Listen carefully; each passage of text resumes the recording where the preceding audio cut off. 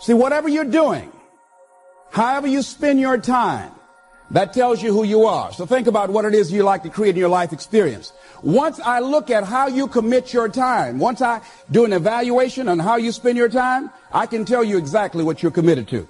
People that say they have dreams or want to open a business or want to do something differently than what they're now doing, they don't like their jobs, they're unhappy, they're unfulfilled. People who say they want to improve their income level, look at how they spend their time. How they spend their time, the commitment of their time, how they use that will really tell the truth. People who said, I'd like to do better, but you don't find them in vocational or technical schools, upgrading their skills and their knowledge, how they spend their time, that will tell you what's going on. People who say they want to normalize their weight, they want to be healthy, but every time you see them, they're eating, that will tell you that they're committed to being obese for the rest of their lives. People tell you they want to stop smoking and they're lighting up at that time. Folk that say, I want to stop drinking, and every time you're in their face, they're reeking with alcohol, that will tell you what's going on. Don't have to listen to what they say, just watch what they do. Commitment shows up in your life in what you do. On the other hand, you can make the commitment to your life that you don't like the results that you have and that you're going to do something about it. See, that power is available to all of us. People who look at life and decide, I want something different for myself. Carol Hatfield. Carol lives in Detroit, single mother, decided that she wanted to go into her own business, did not have enough money to do it. She wanted to have a health food store. She sold her car and used the money to start in a little storefront, a little hole in the wall. She rode to work on a bicycle. And then when she got enough money, she bought a motor scooter and did that for a long time. She's now a very successful person. She now has 3 health food stores. She said it was hard. It's a struggle, Les. She said, but I did it. She said, I made the commitment to do it, and I did it. Why is it that people are frightened by commitment? Because when you say the word commitment, that intimidates a lot of people. Why? Because it means you have to deliver. See, most people, you ask them, hey, look here, I'd like for you to do this. And they'll say, I'll try. I'll try means that is my escape clause. When I don't come through, it's really a polite no. I don't have the courage to tell you no, so I'll tell you I'll try. Hey, look here, I need you to come to this meeting. I'll try. I said, what do you mean? You're going to lean toward the meeting? Try and sit down. You either do or you don't. Try and take this pencil out of my hand. You either do or you don't. There's no such thing as try. So most people like to use that language. They don't want to commit themselves because commitment means, among many things, no excuse is acceptable. That's what it means. No excuse. That if you decided that you're going to do this, if it becomes hard, then do it hard. If it's difficult, so what? If it's inconvenient, so what? See, a lot of people made a commitment to come here tonight, but they looked outside and said, it's raining. The temperature dropped. It's cold outside. And they decide to give up on their commitment. And that's how people do about their dreams. They don't honor their commitment to themselves. Let me tell you what happens when you don't keep your commitment. Number one, it begins to deplete your self-esteem and it erodes your self-image.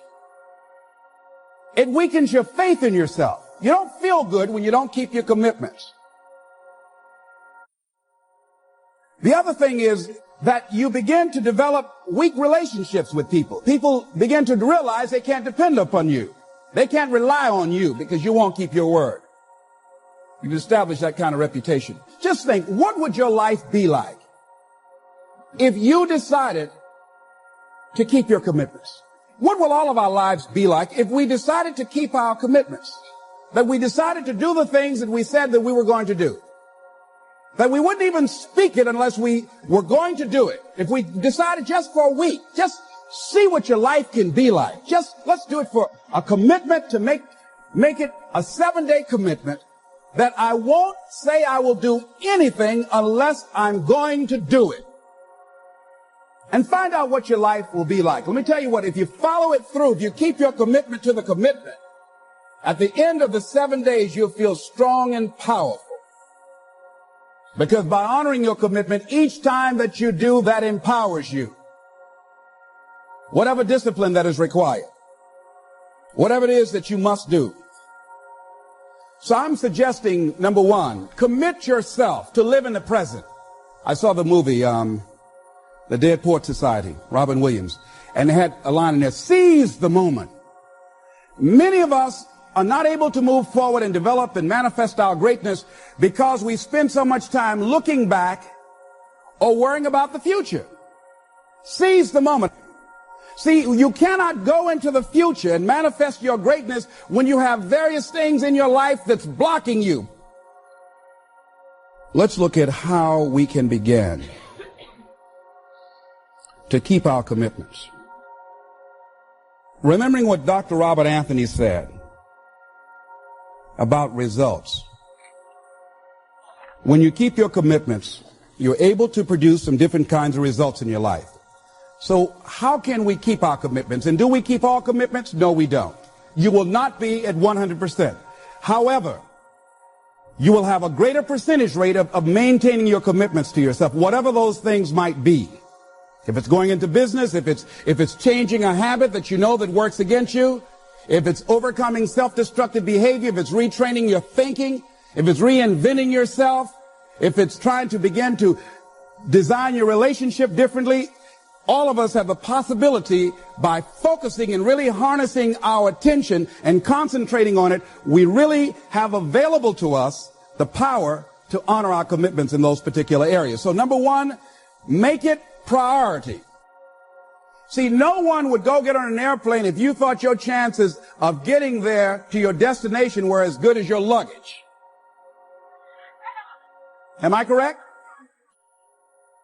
See, and I say the reason that you will reach your destination more times than your luggage will is because the airline, and I'm glad that they do, has made it a priority to move the human beings from one point to the other safely.